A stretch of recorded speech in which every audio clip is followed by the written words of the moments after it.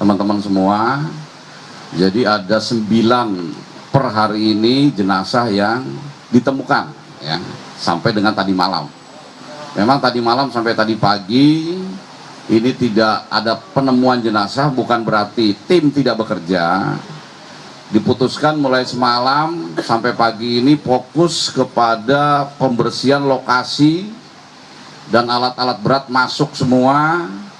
Kemudian material yang besar-besar ya, reruntuhan beton dan lain-lainnya ini berusaha dikeluarkan. Tentu saja ada titik-titik yang sudah diidentifikasi oleh Basarnas dan tim. Di situ ada korban. Nah ini jangan sampai itu terkena pada saat pembersihan. Dan kita yakin ya, yang ada di ruangan ini kita yakin bahwa hari ini pasti ada tambahan daripada korban-korban yang menyusul, karena sudah diidentifikasi titik-titiknya, tinggal diambil saja. Memang dari mulai tadi malam sampai sekarang ini kita fokus untuk pembersihan material sehingga pada saat mengambil jasad itu tidak mengalami kesulitan. Nah mungkin yang kedua saya minta untuk identifikasi ya, identifikasi apakah dari Puskris maupun dari DPI, silakan menyampaikan informasinya. Silakan dari Puskris dulu.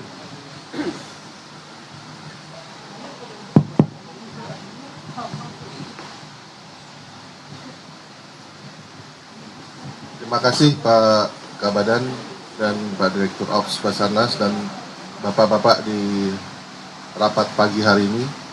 Kami menyampaikan Pak Kaban bahwa dari kemarin siang sampai tadi malam, betul yang disampaikan oleh Pak Direktur Operasional Basarnas, bahwa memang ada 9 mayit yang dikirimkan ke Rumah Sakit Bayangkara. Dan Alhamdulillah kami juga sudah berkoordinasi dengan teman-teman DVI dan juga Pak Kadis Provinsi Jawa Timur, Pak Kadiskes, Prof Erwin.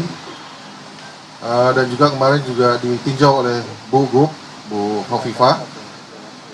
Dan beliau sangat apresiasi, dan juga tadi malam sudah dilakukan semacam menyampaikan sesuatu oleh dokter ahli forensik, yaitu Dr. Wahyu, bagaimana cara menginvestigasi mayat tersebut. Dan Alhamdulillah Pak Kaban, kami laporkan masyarakat menerima dengan baik, mayoritas mereka menerima dengan baik. Selanjutnya untuk pada hari ini kami juga sudah siapkan Pak Kaban tata cara ambulans sesuai dengan nomor yang dilanjutkan, yaitu nomor 10 sampai sekian, dan juga teman-teman PSC 119 dari Dinas Kesehatan Sidoarjo sudah siap siaga dan juga beserta teman-teman ambulan. Demikian Pak Kaban. Baik, terima kasih. Dari DPI silakan menyampaikan informasi. Assalamualaikum warahmatullahi wabarakatuh. Yang saya hormati pimpinan rapat Kepala BPP, kemudian Bapak Ibu sekalian yang hadir yang kami hormati pula. Izinkan kami menyampaikan apa yang telah dilakukan oleh tim DPI. Sampai dengan hari ini kami telah melakukan pendataan dari keluarga korban, yaitu ambil data antemortem sebanyak 57 orang. Kemudian kami telah mengambil sampel DNA dari korban sebanyak 9 jenazah. Kemudian kami juga sudah mengambil sampel dari keluarga korban sebanyak 57 pasangan orang tua korban.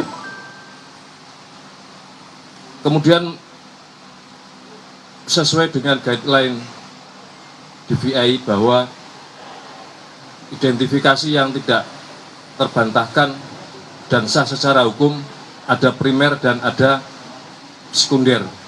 Kalau primer ada 3, Yang pertama adalah sidik jari. Jika sidik jari antara pembanding dan jenazah match, berarti teridentifikasi. Jika dari sidik jari tidak ditemukan, maka yang kedua adalah gigi. Jika gigi tidak ditemukan, dan itu sudah kami lakukan, pengambilan sampel DNA 9 jenazah yang sedang ada di Rumah Sakit Bayangkara Samsuri, Surabaya, dan sampel DNA pembanding dari orang tua, pagi ini sudah diterbangkan ke Jakarta. Pagi ini sudah diterbangkan ke Jakarta. Sesuai SOP, hasilnya 2-3 minggu, tergantung dari tingkat kesulitan juga ekstraknya daripada sampel, tergantung juga apakah ada beban lain yang diperiksa, karena Pusdokes Polri seluruh Indonesia hanya memiliki satu lab DNA, yaitu di Cipinang. Jadi menerima pemeriksaan DNA dari seluruh Indonesia.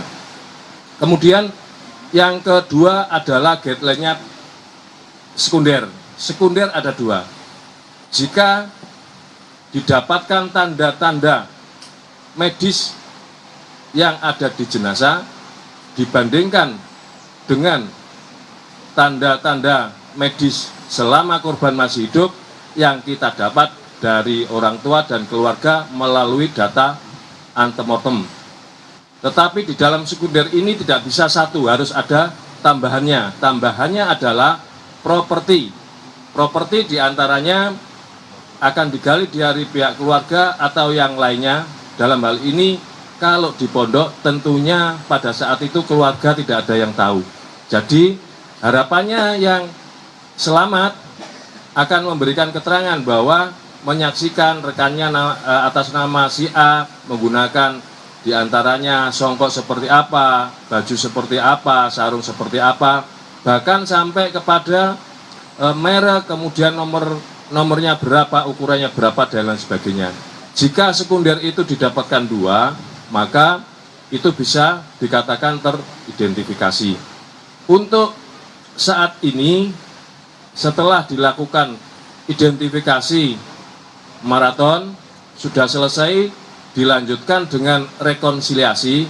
Rekonsiliasi adalah pencocokan data dari antemortem yang dilakukan oleh tim antemortem mulai dari hari Senin sampai dengan hari ini yang berada di lokasi sekitar pondok, kemudian minta informasi dan lain sebagainya, padahal semua sudah kami jelaskan kepada pihak orang tua yang kami data.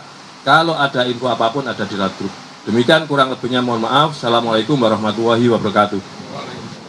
Terima kasih. Jadi jelas ya, tadi disampaikan oleh Pak Nafan ya. Ini memang identifikasi ini butuh waktu. Tidak seperti kalau kita mengidentifikasi korban yang lain. Karena itu tadi, yang menjadi korban ini adalah putra-putra yang masih kecil. Umurnya belum akil balik lah istilahnya. Sehingga tentu saja data-data seperti sidik jari, KTP, ini belum ada gitu loh. Tetapi saya yakin timnya DPI dan Inapis ini sudah bekerja semaksimal mungkin. Akan berusaha semaksimal mungkin agar proses identifikasi ini bisa dikerjakan dengan secepat-cepatnya, ya, dengan sejelas-jelasnya. Nah, tentu saja ini juga butuh waktu saja, tidak ada kesulitan sebetulnya. Nah, saya masuk ke tahap berikutnya, ya, nanti silakan ditanggapi. Untuk masalah personil, kita lihat tidak pernah kekurangan dengan kerja 24 jam. Alat berat juga masuk, sudah disiapkan semua. Tentu saja tidak seperti membalik sebelah tangan, atau istilah kita orang Jawa tuh bukan Bandung Bondowoso.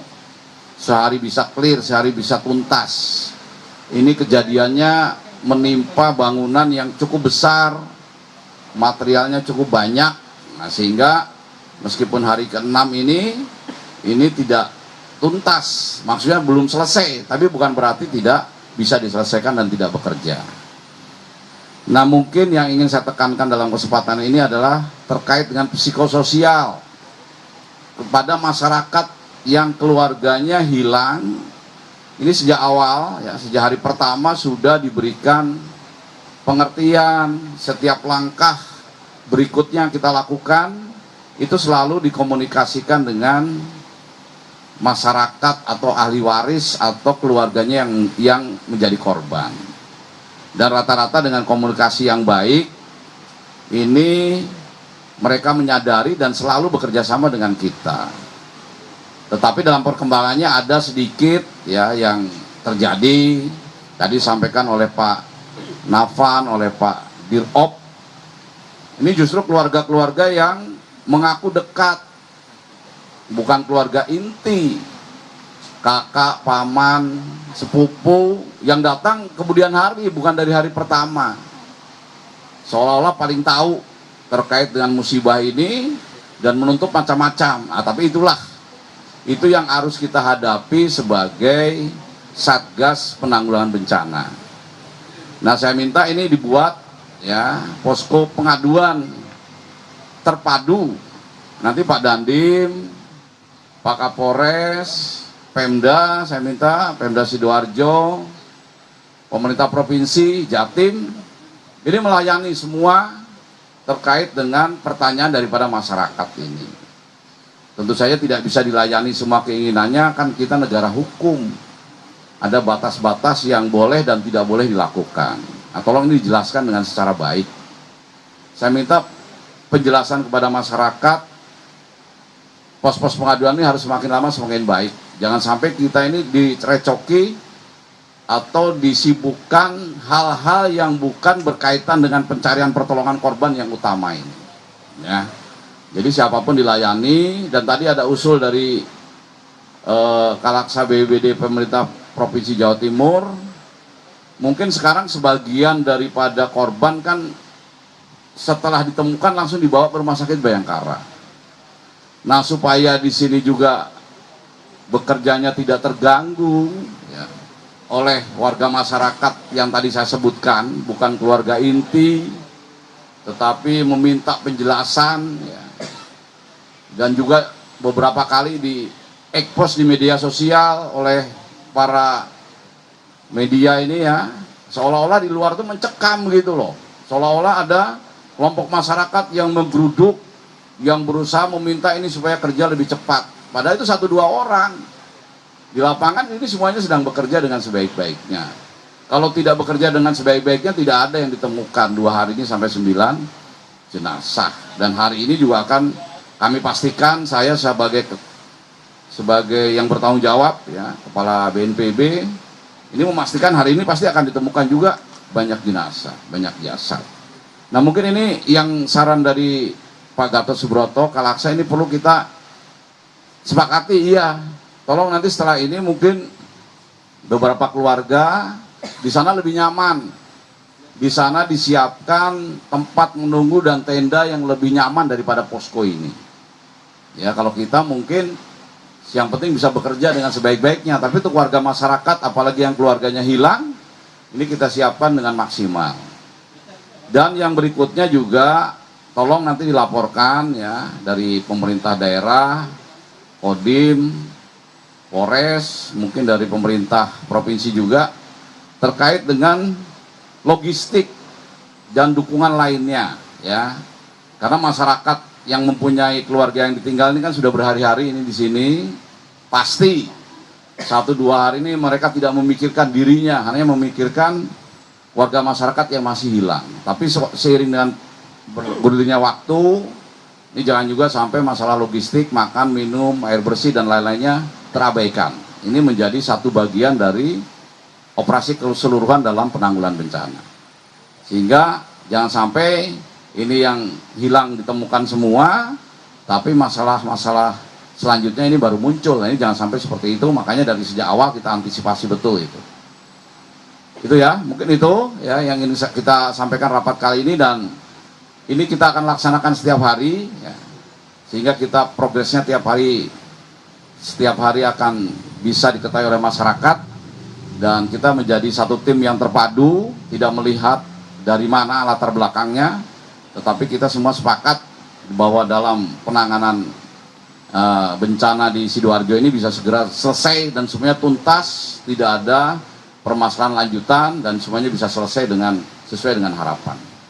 Mungkin itu ya, kita tidak perlu rapat lama-lama ya, segera kita bekerja karena sudah masuk ke jam 9 lebih ini. Tapi untuk mungkin ada yang perlu dilaporkan terkait logistik, peralatan, kemudian tempat untuk masyarakat, kemudian psikososial, siapa yang tiap hari menerima masyarakat, silakan kalau ada yang akan menyampaikan, waktu dan tempat dipersilakan. Silakan Pak Kalaksa